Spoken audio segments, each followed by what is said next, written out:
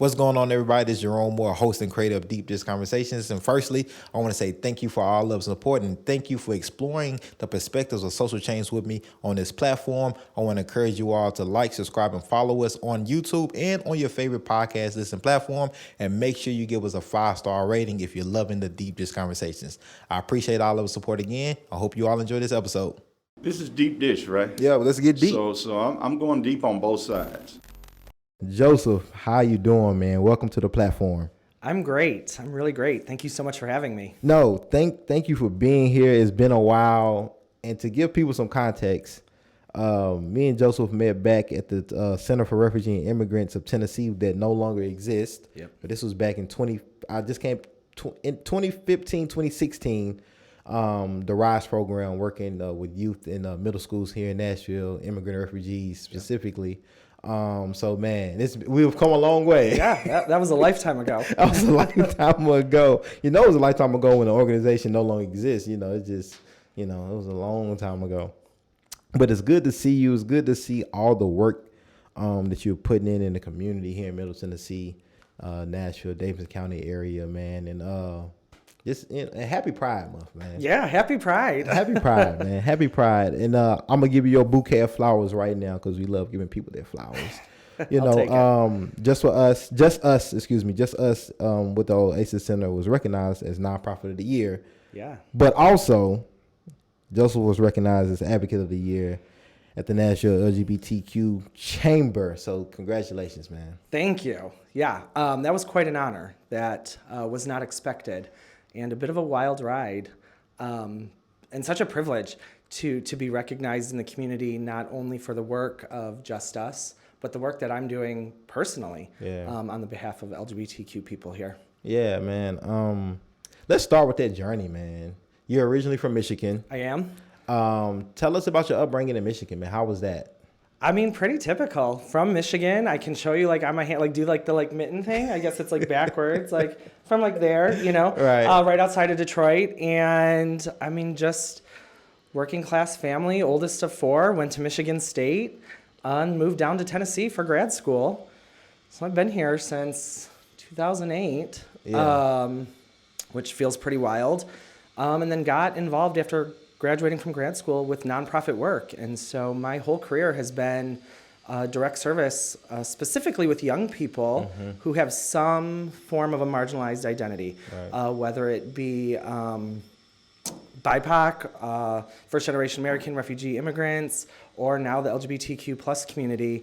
All of my experience is rooted in uplifting and serving marginalized young people here in Middle Tennessee. So growing up, did you believe or think that this would be the work that you would be doing today? Not at all. So what? I mean, as an 80s baby, I thought I was going to be a marine biologist like everyone else. And even through most of undergrad, my goal was pre-med. Wow. To get into med school. Oh, wow. And that obviously didn't happen. Here I am. I'm not a doctor. Did it not happen because you didn't want it to, or did it not happen because you just say, I don't have the discipline to go the med schools didn't want me to. I was waitlisted at every single one. So that's how I ended up in grad school at Austin Peay for a master's program that fit with my undergrad experience, but wasn't super research heavy because I still had the hope that I'd be off to med school. Right. And that didn't happen. And so what I think is most interesting is, especially from a nonprofit career perspective, I didn't know jobs like this existed. When you think of nonprofit work, you think of probably social workers, which are usually tied to some sort of domestic violence program or shelter program or more of a mental health role, like a direct therapist or counselor role. And so to be in positive youth development programming, I didn't know this was an option at all. And so when I learned of it through volunteering a long time ago, I just really fell in love, and my passion for supporting young people exploded. So I'm glad you brought that up, that volunteering piece, because that means you took the time to kind of find your home, your lane. Yeah. And some folks, just they want to do good work, but they, sometimes hey, I'm smart. I got these degrees. I can help, right?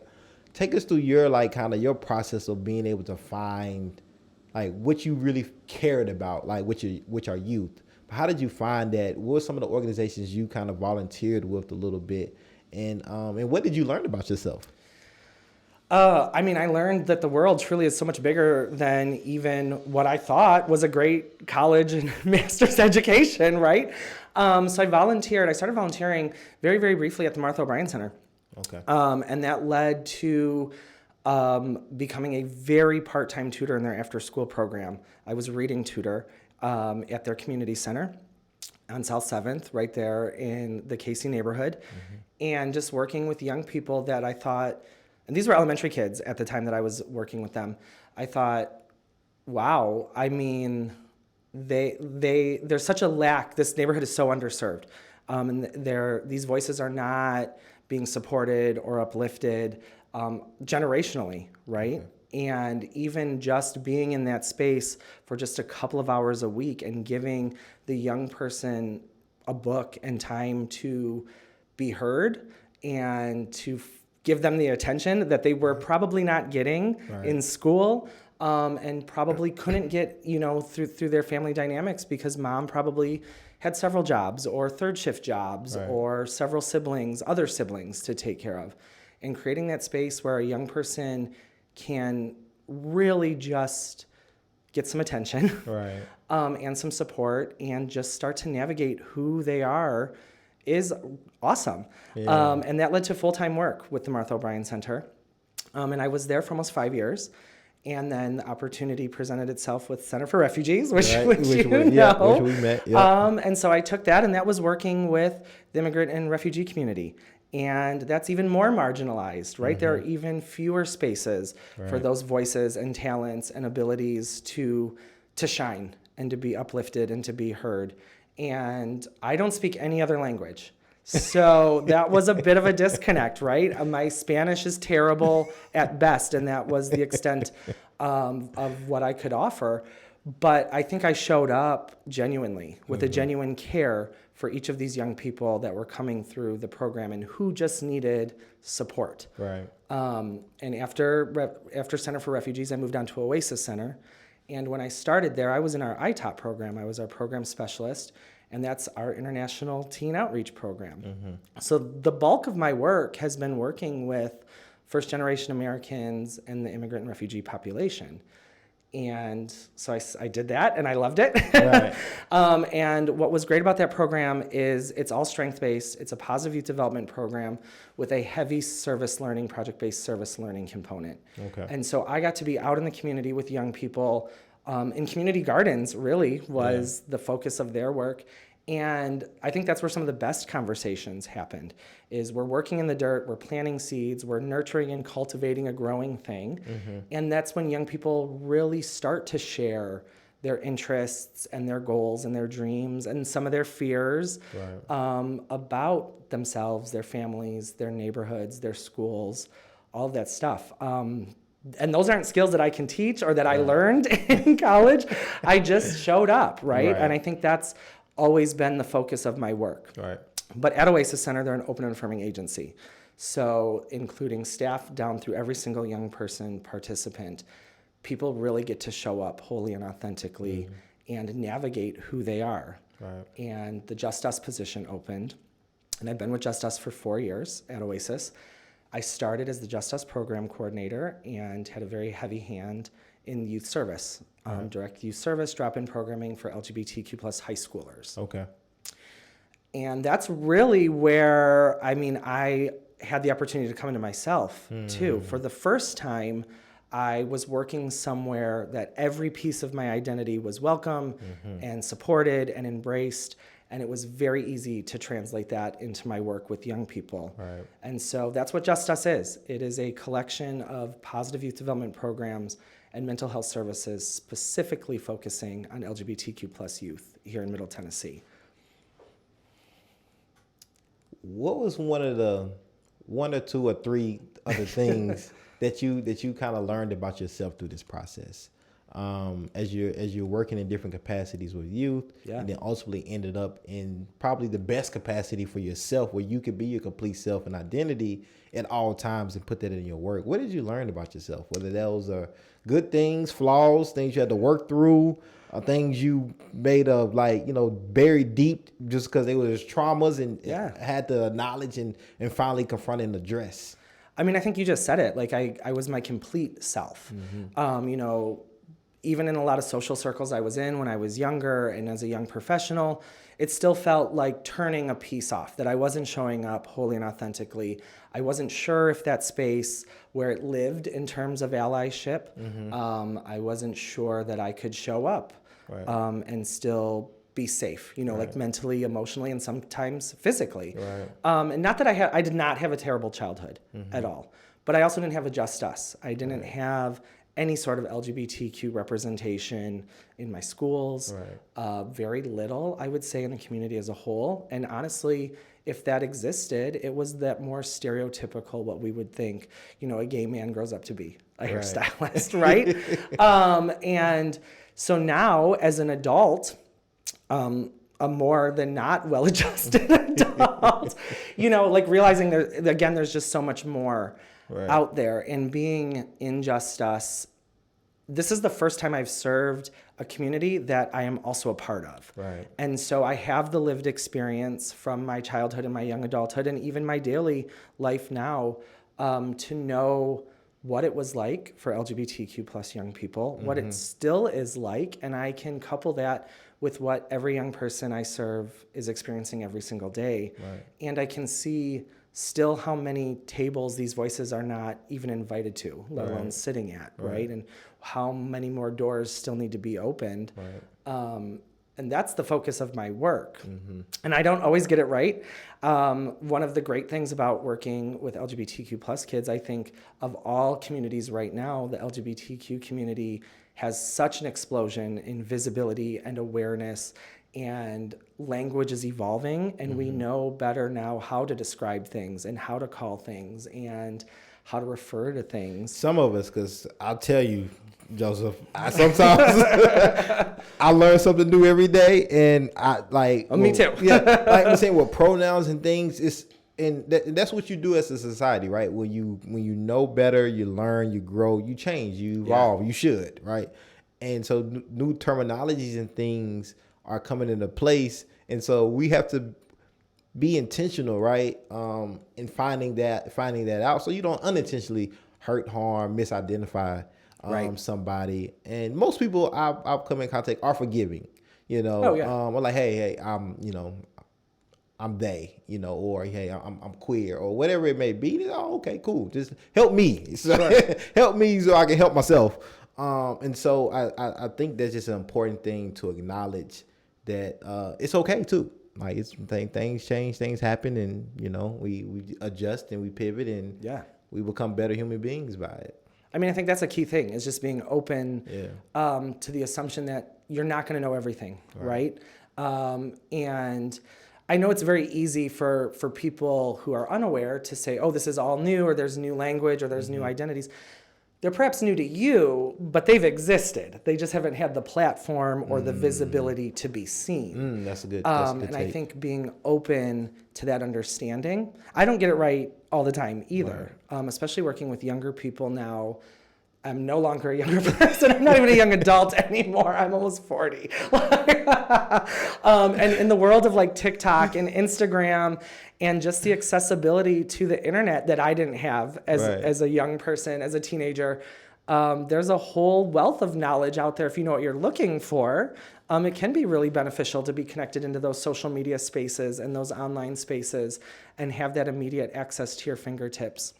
But then that means for people who don't have that access, to be vulnerable to knowing they don't have that access. And there is a whole world of identity out there that just hasn't been able to have its moment in the spotlight yet. Right. And so I want to dive a little bit back into like your story, because you brought up something that I'm really interested in and curious to find out more. And so just so we get it right, you identify as gay. Yes. Okay. He, him. Yes. I already knew that, but I just want everybody else to know. He didn't ask him his pronoun. I knew. Okay, I knew. And so, you touched on something that I really want you to give us like a kind of insight on. Sure. On being socially growing up, knowing that you are gay. Others may not knowing, others may not being aware. You feeling maybe you don't even have an outlet to let others know. What is that personal experience like? Where you have to be a shell of yourself. You have to minimize. You have to conform, right? In some spaces, or maybe all spaces. Take us through that, and how do you, like, mentally, like, how does that? It sucks. I mean, it sucks. I mean, imagine something that's very close and personal to you. And then imagine you not being able to share about that forever, sometimes, in some cases, right? And the energy and perhaps the mental stamina that you're pouring into turning that off. Right. It's very, very difficult. And I mean, like, honestly, my first... And I don't even know how positive we would consider it now because it was a problematic 90s sitcom.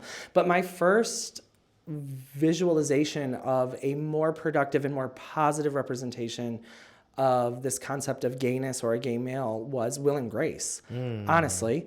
Because I know they existed, but we didn't have the out gay kids in my elementary school or my middle school.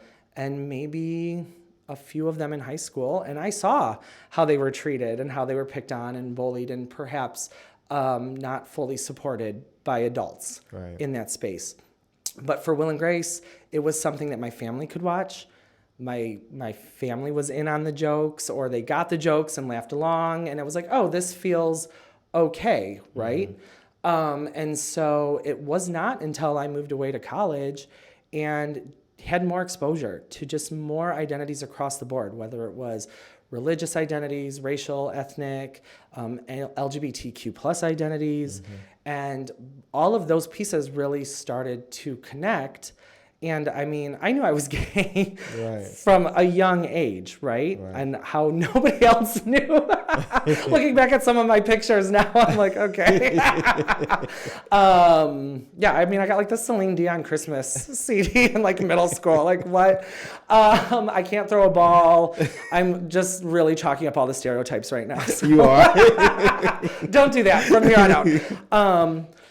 But I think like it wasn't until I really, even as a much older adult, got to really explore and navigate what this concept of gayness and queerness and gender really is. Right. And I honestly think if there were more spaces where people could do that, we wouldn't all identify as heteronormatively as we do, especially like cis heteronormativity. There'd be a lot more fluidity in how we express and how we show affection and love and how we find attraction in other people. If those spaces to become aware or to become educated were more open and more easily accessible. Man, again, a masterclass we get. But no, I appreciate you taking us through your personal, because everybody's experience is different. I know. Totally. So I appreciate you taking us through your personal journey of that and giving us some insight, because, you know, some of us just don't know from a gender identity kind of identification lens on what it feels like not to have to, you know, be your complete self sexually, and be accepted for that. And so I appreciate you for being brave. One, for the work that you're doing now and calling it out, but also brave enough to enter spaces and talk to people and let people know who may feel a little uncomfortable about it because of their own kind of personal preference, of their comfortability, and say, hey, like, it's okay. Like, and if it's uncomfortable, maybe it's good for you to lean into it a little more and just have a conversation about it and see where your uncomfortability is coming from. Right. You know, what's happening with that? Yeah, what's happening with that? That's probably a huge area for growth and deeper understanding if we take the time to be aware of that and explore it. Right. Yeah. No. And like, I would be wrong if that's something I said I didn't have to get comfortable with, because I think the social construct that we grew up under divides us, right? It's either you here or you there, and if you're over here, you like, you have to feel a certain way, or if you do embrace the gay community as a straight man, like, you might get judged, right? And even accepting that fear, right? And letting that go and say, hey, I'm comfortable with who I am, and let me embrace my brother. Let me embrace my sister over here in the gay community. There's nothing wrong with that. Right. But many people are still even afraid to do that. Even so-called allies, are afraid to do that. And so just talking about it has really just helped me personally get more comfortable and lean into it, and also really say, how much do I really care what people think? Right. Well, I mean, yeah, and some people have to make that decision for themselves. And what are you willing to put on the line, and for what? And where are you willing to turn off that interest and that caring on how other people perceive you? Right. I mean, I can't control that. Right. Yeah, no, I can only control how I respond to that. No, and those are those are questions that I've had to ask myself after conversations like this. And questions I encourage people to ask themselves and reflect, because I think we all say, hey, I don't care what anybody think about me. I'm going to do me. How deep does that go? Not very, most of the time. How deep does that really go? And I was talking to Gert. It really hit home for me because I had told her, I say, man, I drive down Church Street. I see Tribe. I'm like, man, it look like they're having a good time in there. However, I don't know if that's a place for me, but sure. Right? Like, I don't know if I'm welcome, and if I go in, how would I be perceived? And I started thinking about things in a whole different way. Then I say, well, where is that coming from? And then I try to put myself on the other side of, like, well, I wonder if they feel the same way when they go into spaces and environments, and they have to ask these same questions about themselves. And so it really helped me grow and learn. And that's a real thing, what you just mentioned. I mean, still now, even as adults, in all social spaces, I'm always scanning the room and checking the vibes on, is this going to be a welcoming space, or is this going to be problematic? And to what extent? And how quickly might we have a problem here? Especially when we consider some of those more stereotypical, like, sports bar kind of places. That, is this safe for me? Is this somewhere that I want to spend my time and even my money, right? Like, what are the vibes, and what communities are welcome here and are supported here? And is it worth it? Right. And I'm paying attention to that all the time. Especially as a big Michigan fan, No, not Michigan. I went to Michigan State. Michigan State. Let me get it right. Let me correct that. Michigan State Spartans. There you go. All right. Don't let that get out there that I'm a Michigan fan. I'll never hear the end of it. He said he was a Michigan fan. It's for the record, everybody. Joseph, Michigan State. So make it clear. Even though he's been in Tennessee for a long time. For a long time, we got to get him to switch over. Now, youth. Yeah. Right. I really want us to focus the rest of this conversation on the LGBTQ plus youth community. Mm-hmm. These are different times. Yeah. Very different times than when you and I grew up in school. What we seen on television, social media, just different.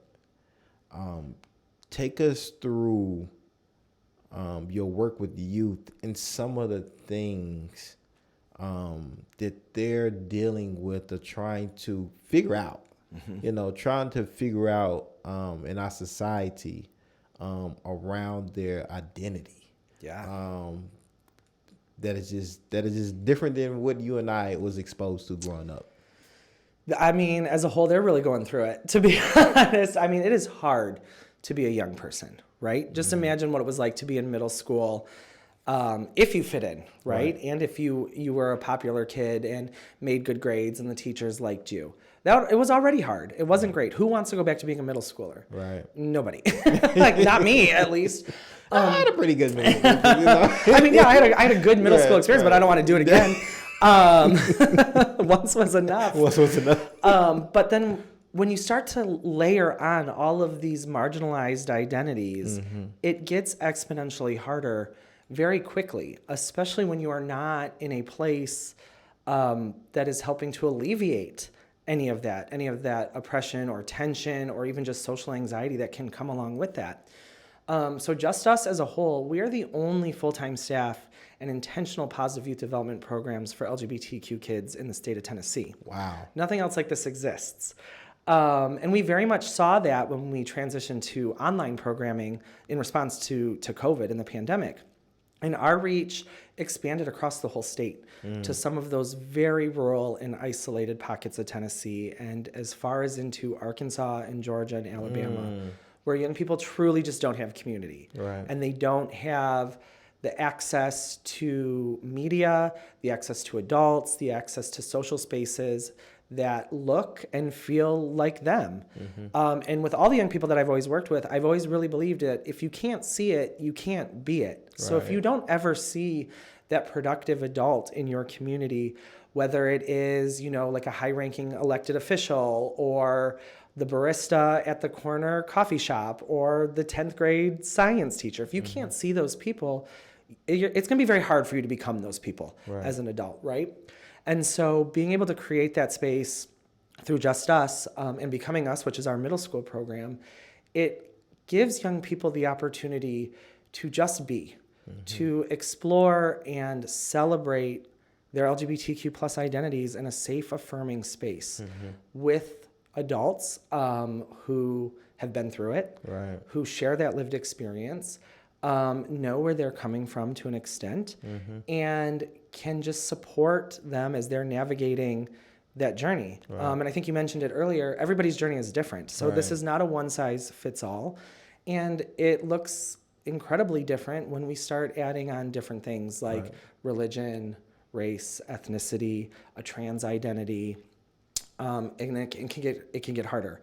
And I will say MNPS is doing a great job with the energy and the efforts that they are pouring into all of their schools through their MNPS for All campaign to make sure faculty, staff, administrators, on down through every student in those buildings have a safe space to be an LGBTQ plus person, that they have access to quality media and curriculum and representation through the educators in those buildings.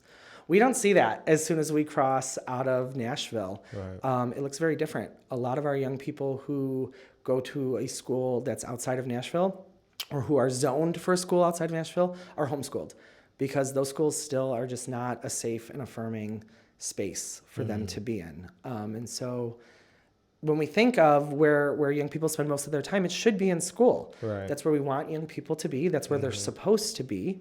And not only do we want them in school, we want them to feel like they belong in school. We want them to have friend groups in school. We want them to have those positive, trusting relationships with the adults who are in charge of them for 8 hours a day. And ideally, we want them to have a robust school experience where not only are they staying for the school day, but they're joining clubs and extracurricular activities and then are progressing through grades and go to the prom with a date. All of those great things, right? Like that's what we want for our young people. And many of the young people that I work with don't have that opportunity, and they find that opportunity at Oasis Center through Just Us. So much so we even had an LGBTQ plus prom at the end of the school year. And providing that, like magical, nice space where they can get dressed up and dance and enjoy themselves for an evening and not have to worry about, is this okay? Because it is. And so I have a question for you. It's really easy for us to get, caught up in our own kind of bubbles, finding community of people, whether it's by ethnic, race, gender, right? Is especially in middle school, high school, right? It's really easy to say, oh, okay, you look like me, talk like me, like we're gonna be together. What I wish would have happened for myself personally is that there were programs intentional and welcoming about, hey, we advocate for this, but we also want people who don't identify with this community to come in and embrace so we can learn and grow together. And I pose it that way is I wonder is there room, space for kids who may just be straight, right? To be able to, hey, I want to learn more about just us in the LGBTQ plus community. I just found out my friend identifies with this. Am I invited to learn? Am I invited to see learn about allyship, what that looks Right. like? That's a heavy question, honestly, and I go back and forth on that a lot. Okay. Because there was a time when allies were welcome and invited into the Just Us space, and then it got run over with allies very quickly. Okay. And our LGBTQ plus youth felt like, again, now the space that they had, Right. they were now just a small slice of the space that was made for them. Okay. And, I think allyship is great, and all marginalized communities need allies and advocates to speak up and uplift on their behalf. I think for young people right now, especially in the wake of so much anti-LGBTQ legislation and just the messaging that we see on TV or the front of some of these newspapers and magazines, is my LGBTQ plus people, I'm gonna call them mine, all my young people, they need their space right now. Because they are still figuring out so much on how to be a young person, how to be an LGBTQ plus young person, how to navigate school, for some of our young people, how to navigate a religious community that may not be open and accepting and particularly affirming of them, how to perhaps even navigate some of these family dynamics that aren't affirming of them and their identities, that to start to plug in people for the sake of just learning more or increasing their awareness would almost do a disservice to our young people. Because it's always one of those things. I don't expect my young people to be the lead educators for people who don't know. As adults, we have to do some of the work ourselves. Google can be a wonderful resource. The library is a great resource.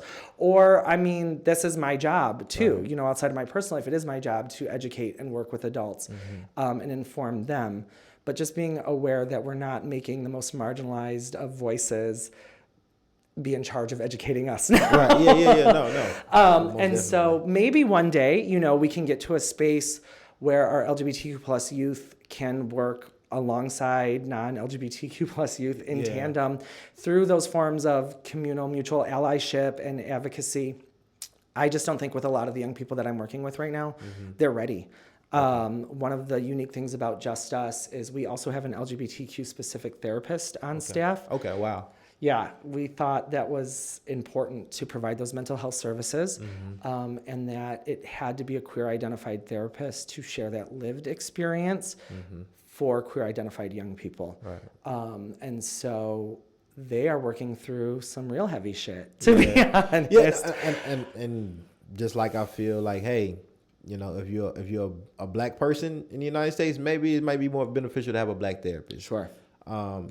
If you're a gay person, maybe it might be more beneficial to have. If you're a woman, it might be. Completely. I think that because lived experience, they're gonna have a certain understanding of your lived experience, maybe a little bit better. Somebody they may not identify completely with. Exactly. There's only so much you can get out of a college lecture or read out of a textbook, right? In a lot of, especially direct service work, that lived experience is one of the top skills that you can bring to the table, I think. And as an adult, I'm always still continuing my education and my learning and doing a lot of the back-ended work too, so that I can make sure I'm showing up and providing a space for these young people where they don't have to worry about educating me through that. They can tell me what this TikTok dance means or what this new hashtag means, but they're not educating me on some of these identity facets. That I can just enter that space and get the whole complete picture through their humanity. But I'm doing the work myself. I think that's a really key component. I think it starts with yourself. I think, especially for adults, right? You have to reflect on yourself, and then you can start, helping community. I believe once you started their work and you had a good space. Man, we're always learning, we're always growing. Sure. But I want to get into some spicy topics. Okay. Some spicy stuff. And I'm gonna give you one that just kind of fresh on my mind. But it's really not a topic. It's just like a kind of your reaction to this. Okay. So they had a pride parade. What was it? 2 days ago. Saturday. Yeah. I would say Tuesday. Saturday, right? And I was down here, walking, seeing everybody, right? And there was a guy, just a bystander, just observing, and he had I don't know why he felt comfortable saying it as I was walking by. I guess he thought, hey, straight man, maybe, let me say this while he's walking by. But he uttered something like, man, why they always gotta have this damn pride stuff? Why do they have to do this all the time? Like, we know, okay, we get it, right? And so, what is your reaction to that? And this is not the first time, I'm pretty sure you've heard that, and this is not the last time we're probably gonna hear that. When you all show up and turn out and represent during Pride Month at that, what is your response to that when people say those things about just how you all celebrate yourself and your identity in large gatherings, in marching, and celebrate just beautiful people? Yeah, and that's a great question. I think to start, if you have to ask yourself why there's a need for pride, you've answered your own conversation, your own question. You've already answered yourself, because it still is not a world where people can show up wholly and authentically and be embraced and supported and empowered, right? I want to move the needle from this place of just acceptance and tolerance and really get it into the realm of belonging and empowerment and being embraced and welcomed. And so that's what Pride still is doing. And Pride is now seen as a party, and that's really great. It is a celebration. There's so many great things in the LGBTQ plus community to be proud of and to celebrate. But it started as a riot at the end of the day because there still is not that level of equality or equity that exists for the LGBTQ plus community, especially for trans people, for trans women of color. And so that's why Pride exists. And when we look at why that concept of why do they have to shove it in our faces, or why do they showing up and showing out like this?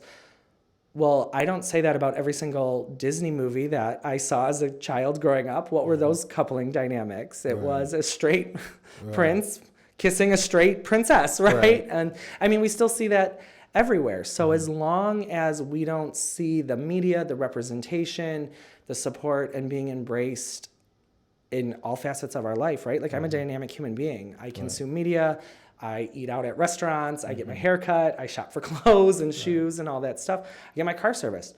All of those spaces need to be embracing and welcoming for all people, right? And so that's why Pride exists, to celebrate and to show, quite honestly, like the cliche, like we're here and we're queer, right? And I think those comments like that too, we always hear that, I think, louder. And we always hear the hate, and we see the hate as a headline or taking over the nightly news more often than we see the celebration. Right. I'm a gay person 12 months out of the year. I'm not going to go away on July 1st and then reemerge next June. Like, I'm still going to be here, and I still have a valid identity, as do all LGBTQ plus people and all LGBTQ plus young people that I work with. We're still going to be here. We're still valid, and we are still deserving of equal and equitable rights and access to services. All right, I got a few more hot topics. The next one you touched on it a little bit. Representation, Disney movies, media, right? Growing up, we didn't see much, gay activity on TV, right? Very little. Very, very little. And then if you did see it or something, you probably didn't know what was going on, especially if you were youth, or maybe you even had a parent to say turn away. Right? Close your eyes or something like that. And so some may feel that some of this stuff is being kind of pushed, especially on our youth. And it can make maybe youth, influence a little bit before they even really know kind of what they want, who they are. But if you see something enough, maybe you say, oh, maybe this is what, my favorite actor or actress, or my favorite show, this is what they're participating in. So maybe this is what I want to do too. Yeah. And maybe that worries parents. And maybe these are parents who are straight, identify straight, and maybe haven't, are new to this, don't know how to have this conversation, don't know how to navigate these things. They was brought up a particular way, so they're going to bring up their kids a particular way, and so forth and so on. what are your thoughts on that, and what advice, do you have with parents who want to identify their child, at birth as maybe, the general binaries, man or woman, male or female, and maybe wait until, they're old enough to say, hey, once you know what you want to be, then you can do that. But until then, I want to kind of, create the environment that I feel is best for my child. Yeah. I mean, like, again, like I grew up with every Disney movie. We had all those like Tupperware-esque container movie boxes like in our shelves, right? And I didn't turn out straight. Yeah. So, but then I always want to pop the question back and reframe the question. When did you know you were straight? When did you come out as straight, right? Like, when did you have that realization?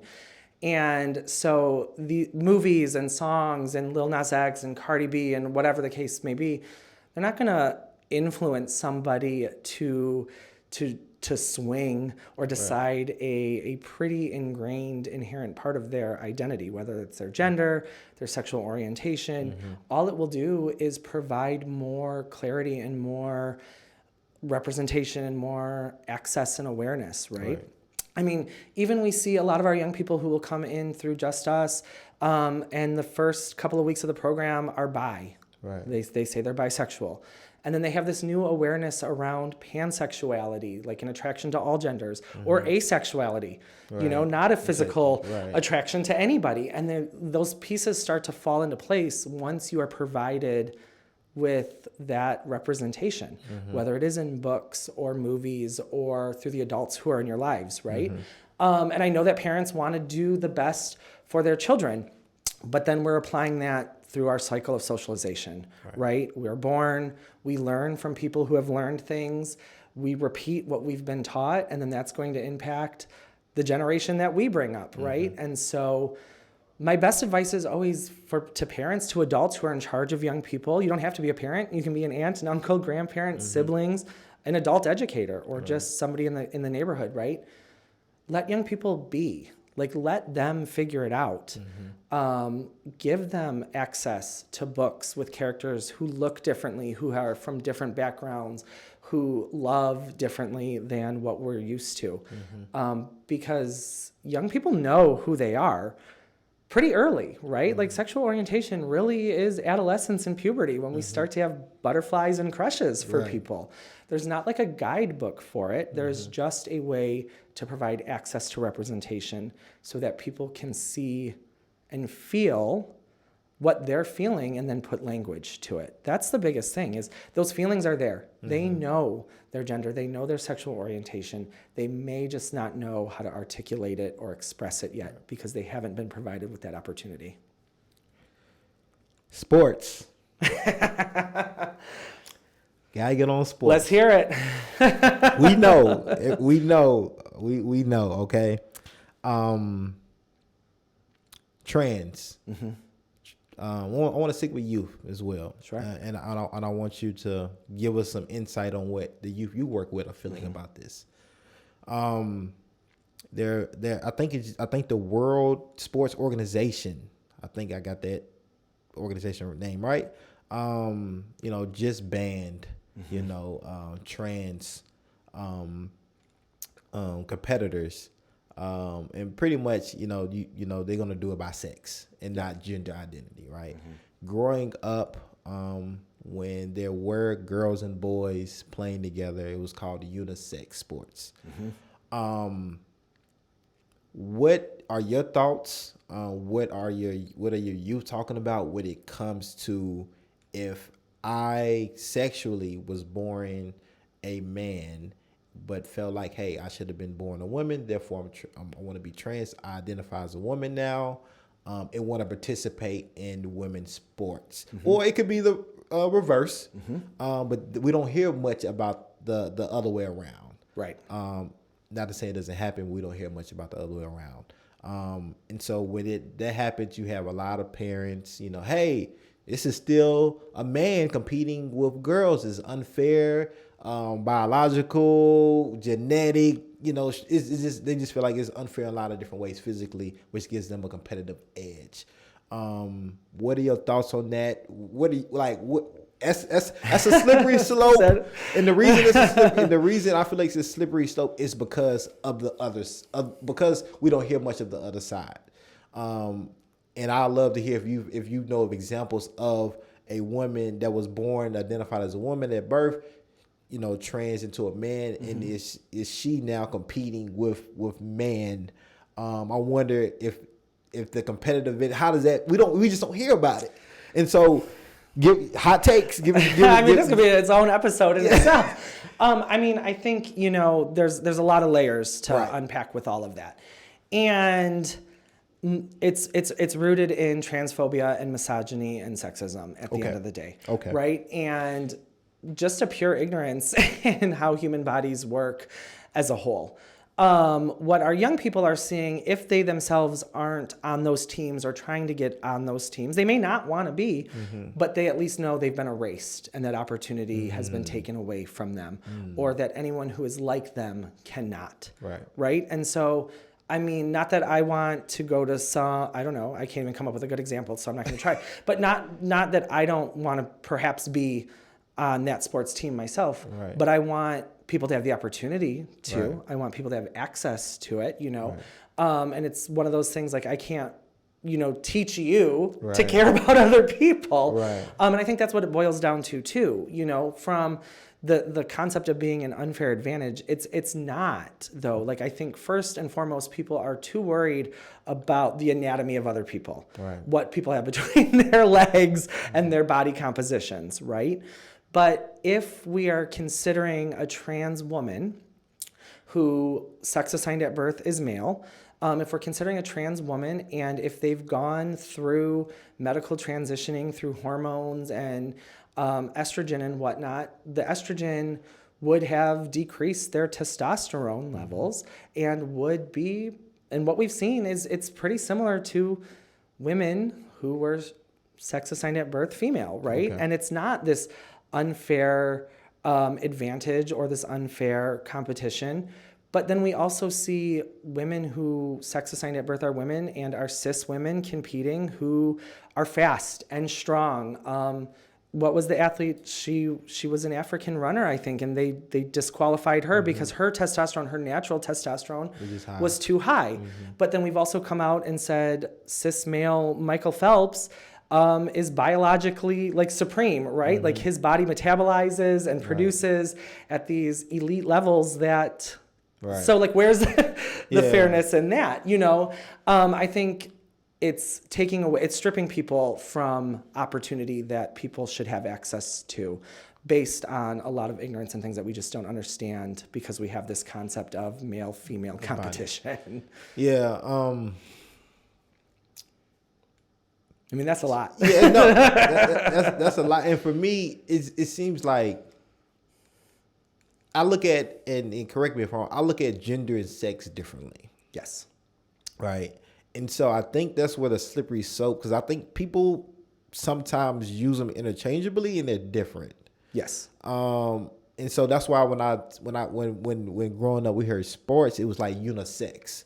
And so to me, when I hear unisex, you're purely identifying people by their sex, male or female. Nothing else, nothing more. What is your biology of sex?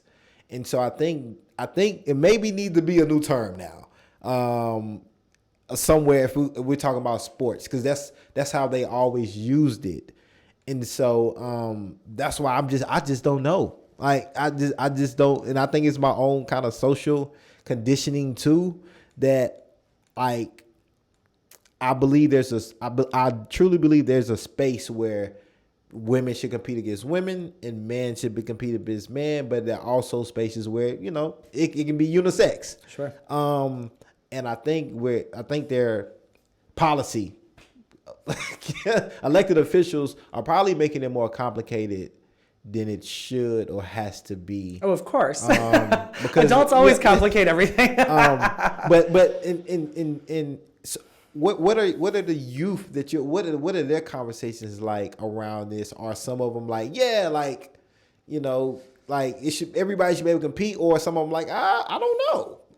I mean, yeah, I think it's a little mixed. I think, but even Okay. like backtracking, just taking a tiny step back, when you mentioned sex and gender are two different things. Okay. And that's what people don't have an understanding of, Okay. right? And so sex assigned at birth is that. It is the parts you were born with Right. when you entered the world. Right. Some of us still have those parts, some of us don't. But let's remove this concept of anatomy anyway. Okay. Gender is the understanding of who we are as human beings. So, right, the cognitive piece of how I see myself, how I understand myself, how I feel in my body, Right. all of that. What I recently kind of came into, which can be different for everybody. A man, I can describe a man differently than another man can. Totally. A woman could be a woman in this way to a particular woman in something different. Yeah. And so these are umbrella kind of words that we're using. Yes. And there's really no kind of one definition. Even though if you look in the dictionary, there's like this is what a man is, and this is what a woman is, and it's kind of probably based off of reproductive kind of organs and things like that. But it's way more complex and many more layers than that. And we did that to ourselves, right? Like that's our fault as a society and how we've gendered and created that binary paradigm, right? The maleness and the femaleness, and things have to fit a certain way and express a certain way and show up a certain way. And like you said, like I could probably describe a man or define a man very differently than you can, and that's fine, Right, because that's that okay. all exists, Right, right? yeah. What I find masculine, you may not. What you Right. find feminine, I may not. Then there's something in between, but that's essentially the consequence of how we've set up our society and how we've been ingrained to think. And I mean, getting back to like the concept of sports. Or just letting people exist. Let people exist. Let people have access to services and sports teams and games and places where they feel like they belong. And what I've also realized too, like the people making this argument, you're not supreme athletes yourself, right? Like you're sitting on your couch with your Takis and Mountain Dew. Like you couldn't walk a mile, let alone like compete in a triathlon. Like don't worry about what these people are doing. But we also have yet to see, unfortunately, it's not like a trans athlete now has come out and blown away the competition and swept the medal podium and like shattered all these world records, right? We're not seeing that either. Well, I think it was about to happen with the swimmer. Yes, probably. I think that from what I was seeing, it was definitely going to happen. It just she was in a whole nother league, and not to say it had anything to do with trans, but she was just clearly on a whole. I think she's just naturally a fantastic swimmer, better than I will ever be. well, she was already competing right before Yes. she became trans. Yes. And so and that's what I think right now, that is probably the main narrative people are using, saying when she was a man, she was ranked 300th. When she was a woman, now she's the best they ever done it. Not when she was a man, she was always a woman. She was always a woman. She was expressing as a man, right? That was her expression. She's always been a woman, just did not, again, have that space to fully navigate, articulate, and show up and be in her true womanness. And she also aged and trained and got better, right? So yeah, 5-6 years ago when she was not able to express and compete as her trans womanness, right? She probably was ranked differently. But I mean, that's the same for me. When I ran my first 5K, I ran it slower than after I started training seriously and drank more water, right? So it's like this, there's a lot of layers here to unpack that I think people forget about, especially athletics. Well, she trained. That's why she's good. Right. She's working out. She's lifting weights. She's doing cardio. She's eating better. That's why she's good. Not because she's a trans woman, because she's a serious, conditioned, elite athlete. Right. Yeah. But we've seen that conversation too with like the Williams sisters, right? Yeah. Like Serena, people... She can definitely compete with men. We know that. And she's better than them. We But I know. mean, like, she's not a man. She's Right. not, like, she is a naturally gifted and very serious and well-trained athlete. Yeah, for sure. There's no denying that. Back to more hot topics. Yeah. I'm just gonna say a name and you tell me how you feel. Oh, goodness. Dave Chappelle. God. No, why'd you have to do me like that? I think I don't know where I heard it, but if your joke relies on the damage or the expense of someone else, it's not a good joke, in my opinion. Okay. There's many comedians' jokes, I feel. So, does art, let's just call it art, because Okay. Yeah. that's what he does, art. Is there, and this is just not to target the LGBTQ plus community, but any community. Sure. Are there in art? Can there be passes given because of the art form, how it's articulated? And some people may actually feel it may, they say it's always a little bit of truth in a joke. Mm-hmm.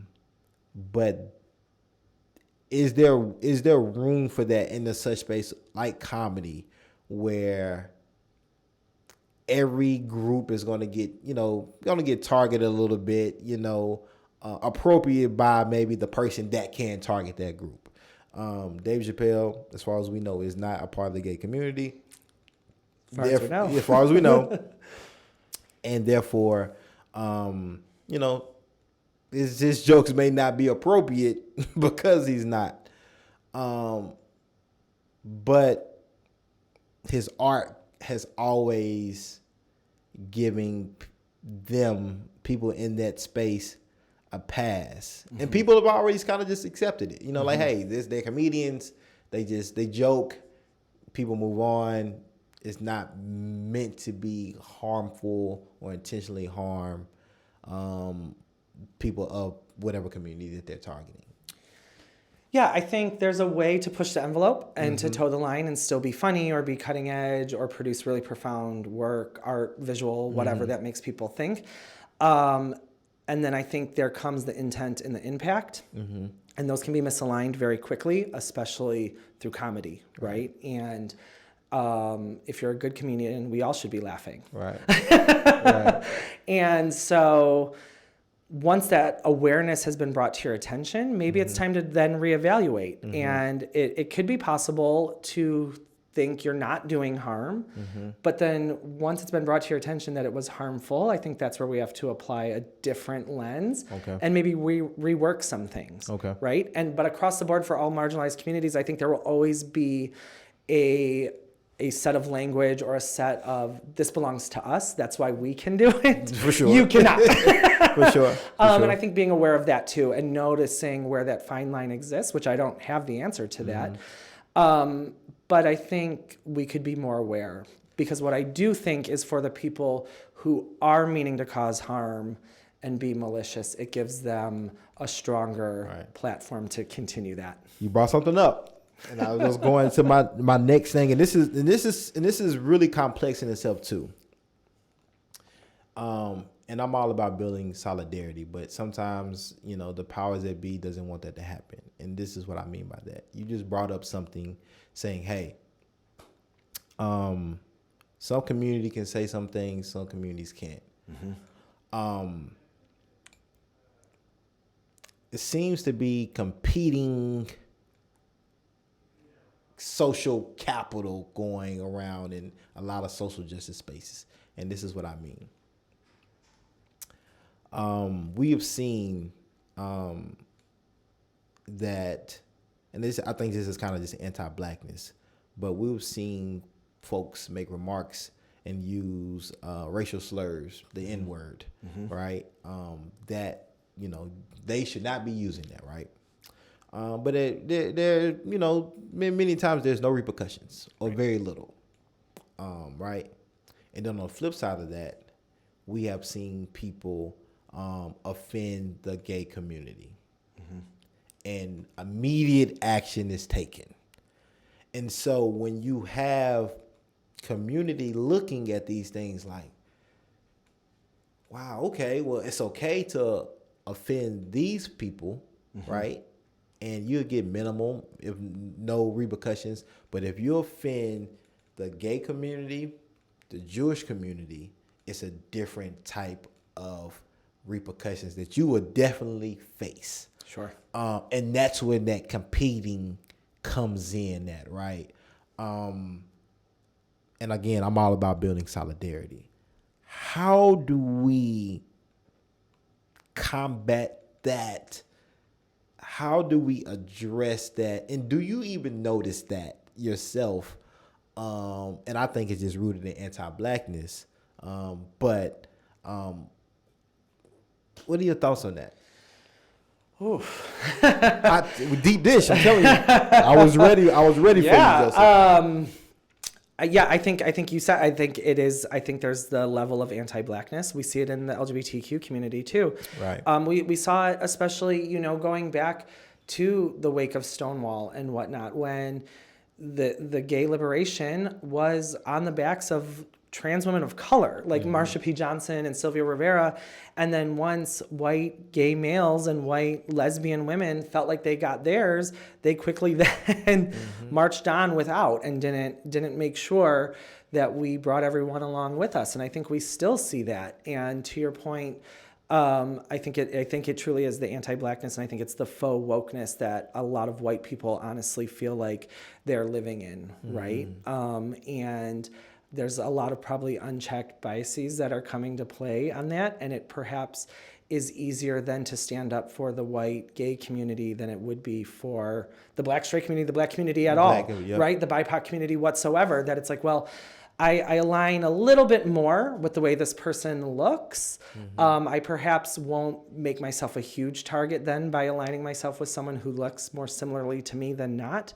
And so that's going to be easier for me to speak up on, right? And what I think, honestly, white people as a whole really struggle with is knowing when it is time and appropriate to speak up and to uplift and bring to the table, and when they're just over speaking, and where we need to match those issues. Right. That now you've taken the seat away from someone because you thought you were doing something in this DEI world. But when the real DEI work in challenging this language that doesn't belong to you, or this anti-blackness, or this anti-transness, you didn't do that. You cherry-picked what was easy and comfortable for you. Right. And that's more detrimental, in my opinion, than it is beneficial. No, and again, you calling it out and just acknowledging it. So last hot topic I got for you. You're a white man. How does that privilege play a part in you being able to call out things that maybe others may not call out, or how you even treated differently, right? Being a gay white man than maybe a gay black man, or a gay black woman, or a queer black woman, or a queer white woman. How have you used that power that you have still there to advocate, build, and call out shit and just, bust open doors?